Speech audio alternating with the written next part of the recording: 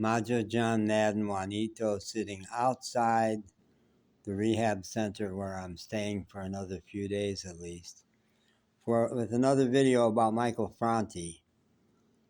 Michael Franti is, to my way of thinking, one of the most underrated musicians in the world. He ought to be much bigger than he is.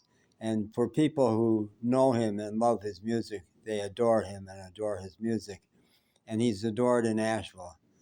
And he has, I'm just back in Asheville for the first time after being gone for 5 years. But before the COVID, Michael's annual concert at the salvage station outside was a big, very major social event of the year. And one of my physical therapists was saying she saw him, I guess, at the salvage station, which no longer exists after the big storms in September got washed away. But I think she saw him at the salvage station, and it was after the COVID. And what she said was everybody was wearing masks, and he wasn't. He was running around hugging everybody. He is huge, huge, huge to me. And as I've traveled the last 5 years and attempted to tell people about Michael Franti in other parts of the U.S. even, but especially in Mexico, nobody knows Michael Franti. It's my experience.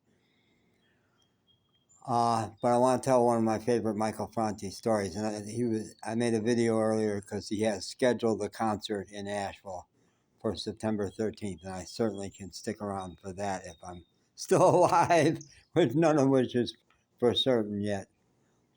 But I'm feeling a lot more optimistic after my urology appointment yesterday. But I used to live in Battery Park Apartments, which is a grand old hotel of the South, and just across from the north end of the Grove Arcade, which is one of the real landmarks, one of the earliest or the earliest indoor mall in the U.S. and very beautiful.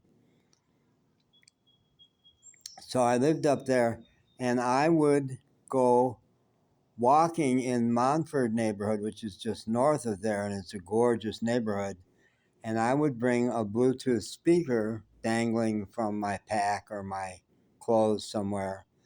And I took to dancing through the Montford neighborhood. I'm a very committed dancer. And I just started not just walking, I would dance walk. I was dancing through the Montford neighborhood. And then one day I forgot and did it downtown. I just continued into the downtown. It was only after a little while that I went, "You're downtown, man. You're in the public eye, and you're still dancing." Well, one of those times at the south end of the Grove Arcade, Michael Franti, and the beauty of a Bluetooth speaker as opposed to headphones is that other people could dance along. They could see and hear what I was dancing to and join if they wanted to, and some people would. And this beautiful young woman at the south end of the Grove Arcade started joining in with me with a Michael Franti song. And it's where I first discovered, because I asked her, "Can I videotape this?" And she said, "Sure." I had not realized until then that the iPhone would not, and I think still will not, videotape and play music at the same time. So as soon as I put the video on, it cut out the music. She said, "Never mind, it doesn't matter. I know this song by heart. I have danced to this song on beaches on 3 different continents," and I was not a traveler yet. I am now. But at that point, I had not really traveled much for a long time. Yeah, I've danced on beaches on 3 different continents and in Michael Franti's house in Hawaii. So she was the right person at the right time to continue videotaping that dance without the music. Yeah.